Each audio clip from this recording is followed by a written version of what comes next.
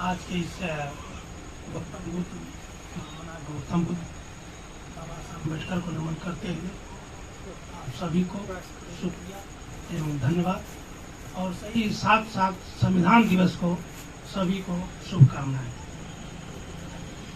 देखिए, मैं तो सच कहिए तो जैसा कि भाई साहब ने कहा है कि संविधान पर लंबा चौड़ा आप प्रकाश डालेंगे, सच तो मैं संविधान के बारे में उतनी जानकारी नहीं है जितना कि लॉ के स्टूडेंट को होती है, चाहे बड़े बड़े वक्ताओं को होती है। मैं तो सरसरी निगाह से इतना है कि जरूर बहुत कुछ बोलते समझते आप लोगों के साथ मिलते जुलते जानकारी हो गई है।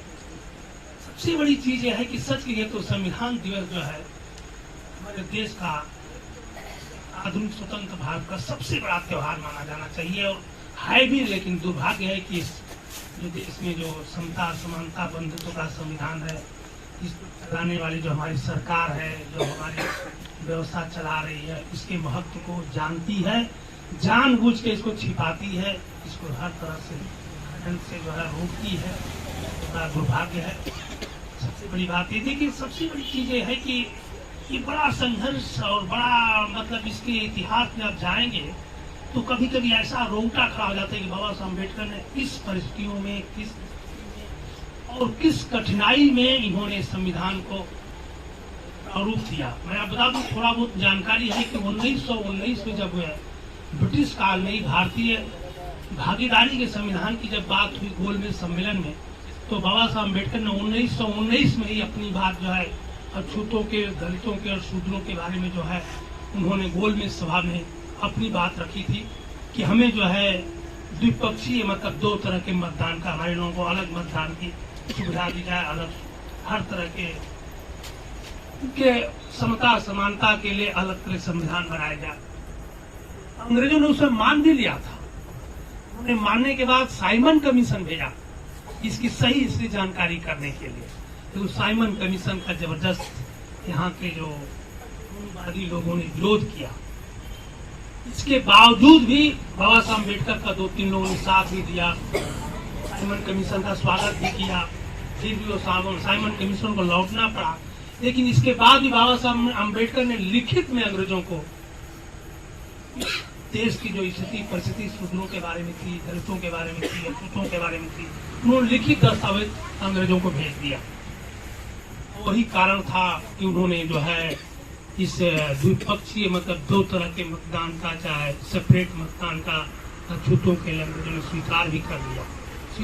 लिखने के बाद अंग्रेजों को मनाने के लिए बाबा साहब अम्बेडकर इतने विद्वान थे, इतने हर तरह के मतलब अंग्रेजों के सामने जो है अपनी बात रखने के लिए इसमें कट्टर मतलब इतने बढ़िया तरीके से रखते थे कि उनको मजबूर होना पड़ता था। अब मजबूर होकर के बाबा साहब की बातों को उन्होंने माना और उसको स्वीकार भी कर लिया। लेकिन इसके बाद आपको पता होगा 1932 में जिस समय वो गांधी जी जेल में थे, उनको स्वीकार नहीं हुआ तो अनशन पर बैठ गए। उसमें आपको मालूम होगा, सभी जानते हैं कि पूना पैक्ट जो है हम लोगों के सामने आज मौजूद है, जो हम लोगों के बहुत बड़ा खतरनाक बाबा साहब उस समय सोच बैठे थे। उस समय जो उन्होंने इसकी परिस्थिति को देखा था कि नहीं, जब चुनाव होगा, जब हमारे लोग चुने जाएंगे और दोनों लोग चुनेंगे, सवर्ण भी अवर्ण भी, तो उसमें जो है हमारे लोगों को जो चुन के जाएंगे वो सही काम नहीं कर पाएंगे। सोचिए कि 40-50 साल पहले बाबा साहब ने जो सोचा था, आज जो सामने हम लोग को दिख रहा है, सब चमचे पैदा हो रहे हैं और हमारे ही समाज के प्रति, हमारे ही लोगों के प्रति जो है एक बहुत बड़ा जहर उगला जा रहा है और तरह तरह से नुकसान भी किया जा रहा है। ये आपको सबको मालूम है पूना पैक्ट का कितना बुरा असर पड़ा है, ये हम लोगों के बहुत नुकसान है। दूसरी चीज आपको बता दूं कि इस संविधान कैसे बना है, उसके पीछे बहुत बड़ा साजिश है, बहुत बड़ा षड्यंत्र है। बाबा साहब ने बड़ी मेहनत किया।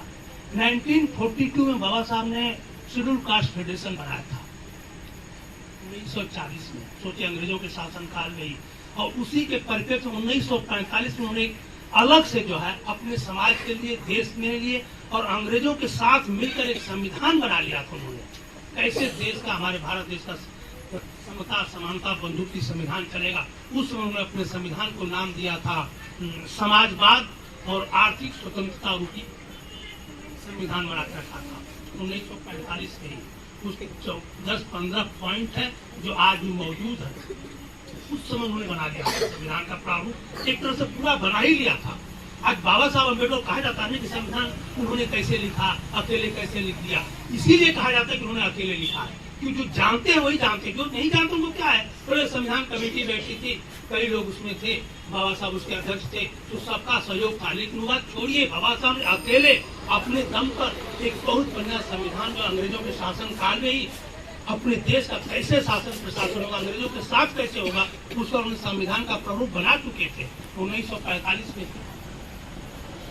और वही संविधान का प्रारूप जो है फिर से जब स्वतंत्रता के बाद जब उनको जब संविधान लिखने की जिम्मेदारी दी गई, तो उसी को विस्तृत रूप में जो है उसी को थोड़ा बहुत परिवर्तन करके विस्तृत रूप में, क्योंकि जब संविधान बना है तो जब कमेटी बैठी तो उसमें उनको दबाव भी था।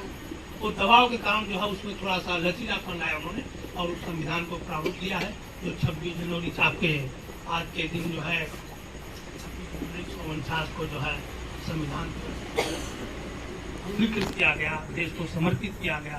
बाबा साहब अम्बेडकर ने, ये हम लोग अच्छा दिन है, हमें इसका जो है स्वागत करना चाहिए, हम सभी।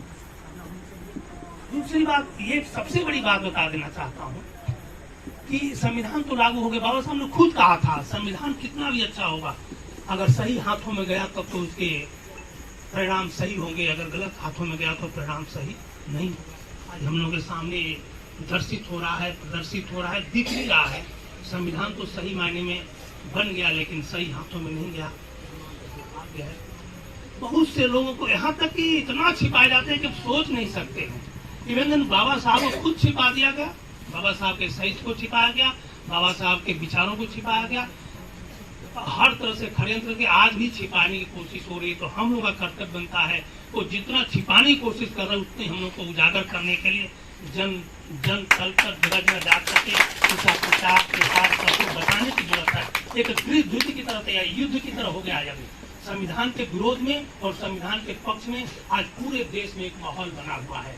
एक वर्ग चाहता है कि संविधान को खत्म किया जाए और एक वर्ग ऐसा है कि संविधान को फिर से जीवित करके प्रारूप देकर के और सही में लागू करने की कोशिश में लगा हुआ है। मैं ज्यादा नहीं 2-3 चीजें बता के जाऊंगा। संविधान में सबसे बड़ी चीज एक है, आर्टिकल 30 जो है ये कहता है कि आज के बाद कि हिंदू धर्म गौड़ व्यवस्था के किसी भी धर्म में, भारत के संविधान में दर्शित है, किसी भी धर्म में अगर कोई छुआछूत, भेदभाव, ऊंच नीच मानसिकता से जो भी परंपरा है, आपके रीति रिवाज है, संस्कार हैं, आज के बाद ध्वस्त कर दिए जाते हैं। आप सोचिए कि 26/1950 को ध्वस्त कर दिया गया, लेकिन आज देखिए तो भारतीय संविधान का, भारतीय जनमानस में संविधान की कहीं कोई वैल्यू नहीं है। सब जगह जो व्यवहारिक है, हिंदू धर्म की व्यवस्था का व्यवहार है, वो आज भी लागू है। शादी हो, विवाह हो, आपको मालूम है संविधान सही में लागू हो जाना तो ब्राह्मण आपकी शादी नहीं करा सकता है। अगर आप कंप्लेन करिए, ऊंच नीच की भावना से ही कराता है शादी, अगर कंप्लेन रहा तो अरेस्ट हो जाएगा। यहाँ तक कि जितने भी तीज त्योहार, जितने भी पाखंड, आप सुबह सुबह टीवी खोलिए, जस्ट बाबा आएंगे, अंधविश्वास, पाखंड, ढोंग, यही सब पूरा प्रचार किया जा रहा है।